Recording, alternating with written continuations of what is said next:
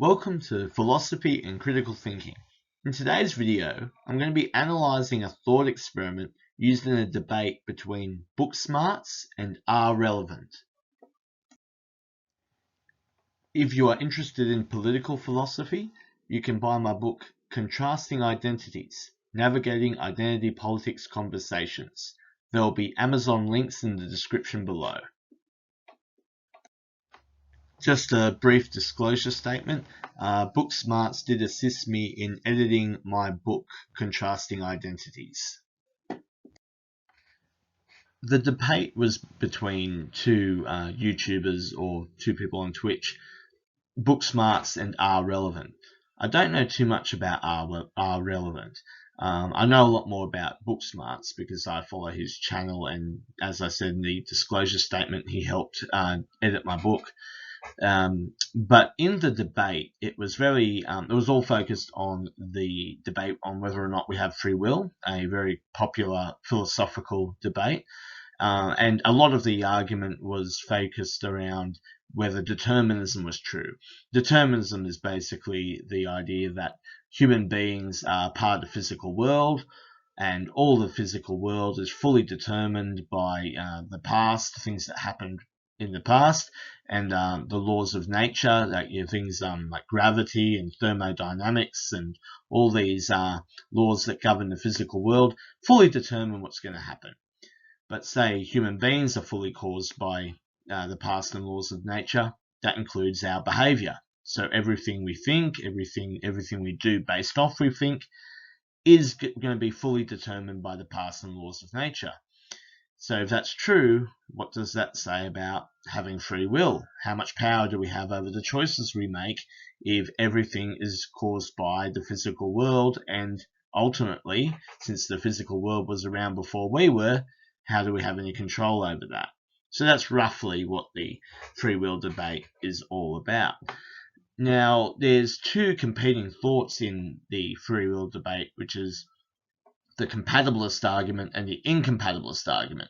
The compatibilists will argue that determinism isn't that much of a worry on whether or not you have free will, where the incompatibilists will say, well, yes, it is. It's fully, that's the main thing at issue. We have to show, if we want to show we have free will, we have to show how we're somehow exempt from determinism. So that tends to be a very heavy argument there. It felt like in the debate as a whole, it wasn't really tackled very much until I saw a thought experiment raised by Ahrelevant that I think implicitly argued for incompatibilism against compatibilism. So I'm going to show you that part of the debate now. This kind of little thought experiment. Let's assume you have some average Joe Schmo middle-class person and they randomly commit a crime. Why would you consider them to be at the same level or less? Sorry, I guess I should ask it more directly as a question. Do you think that they have the same amount of moral culpability as somebody, let's say, who was medically or mentally predisposed to committing that crime? Like every single thing lined up, they were in a single-parent household, low income, lot of lead, and that they committed the crime? Would you prescribe the same amount of moral culpability to both of those people, or no? Who is the first person again? The first person is just some Joe Schmo, random person, upper middle class, had no signs of committing a crime, and they committed a crime. They both committed the same crime. Which one do you think that either one of them deserve any more moral repercussions, or moral, I guess, or more morally culpable for their actions? Yeah, I guess the first guy, in my personal system, and I'm not saying this is prescriptive to everybody else, but in my personal system, I would hold the first person more morally accountable, yeah. I would, because it would seem that the other guy had a lot more going against him. I guess because I'm empathic, and that's a key part of my personal philosophy that I try to put in there, is I try to think like, well, if I assume that I live the experience of every single other human being at some point, and I assume that I'm in the body of Joe Schmo, who just randomly decided to, let's say, rob a dude. He's just like, wouldn't it be funny to just take that dude's money? And he just like took it without any consideration for the other person. And then we have another guy who's like, I need to feed my kids and I need to pay rent. and all this other stuff, and he steals it. I think they both did a bad thing for sure. I wouldn't say that what either of them did was good, but yeah, I would definitely hold the other guy more morally culpable, the first guy, because he had a lot fewer things that should have been pushing him to make a decision that was that immoral. So then ultimately you just I'm just coming to the conclusion that you're just not believing in any kind of causal or Before going over the implications of the thought experiment, it's good to go over what the typical positions are between the compatibilist and the incompatibilist, which would have been helpful to kind of tease out in this debate overall. The compatibilist believes that determinism is true, or that may be true. They don't have to actually believe in determinism, but to be a compatibilist, typically, you'll have to believe that determinism is irrelevant to whether we have free will. There's different forms of compatibilism, but the most common form of compatibilism I find is they'll believe what is relevant to having a free will is whether or not you are internally or externally constrained. Now, what that means is to be internally constrained would be there might be some real strong biological thing that will compel you to do something. Even though you might not really want to do it, you'll be compelled to do otherwise. So take, for instance, maybe a disposition to be addicted to cigarettes. For instance, like say you smell a cigarette and you've got this biological component which makes you just absolutely want to smoke 100 cigarettes a day for the rest of your life, and you don't like this, but you just feel that compulsion. That's an internal constraint. An external constraint is when something else on the outside is putting pressure on you. For instance, say a good obvious example is someone putting a gun to your head, saying, well, do this, I'll put a gun to your head. That's a external constraint because, well, I don't want to get shot in the head. So if you don't have any internal or external constraints, then you can say you have free will, and that doesn't matter whether you are fully caused by the past or laws of nature. That doesn't come into it. So that's roughly the compatibilist position. Now, the incompatibilist position is quite similar to the compatibilist in the first part, that determinism is true. And so the second part, where the incompatibilists will differ from the compatibilists, is they do believe that determinism is not only relevant to whether or not we have free will, but it means you don't have free will if determinism is true. It's a necessary condition to not having free will.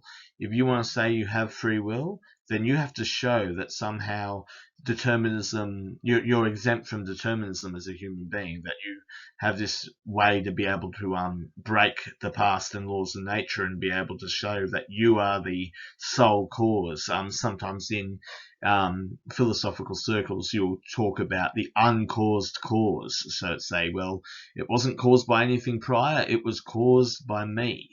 And that's saying that would be a necessary condition for free will. So if we can't show that I was the ultimate cause of the actions, there was no other prior causes prior to my decision to do what I want to do, then we don't have free will. So the rough treatment of this is determinism is true.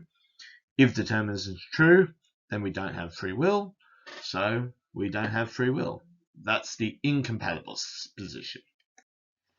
So when we think about Ahrelevant's thought experiment, where you had one person committing a crime with none of those sociological factors that can push people into committing crime, like, for instance, poverty, basically we can understand this as somebody committing a crime with no internal or external compulsions. So to use the language of what we're talking about before. Person 2 was talking about someone committing a crime with external compulsions. The external compulsion being hunger and poverty. So, this person's living a life of poverty, they're starving, and they're trying to feed their family. So we'd understand these as external compulsions. Now, when you think about the incompatibilist and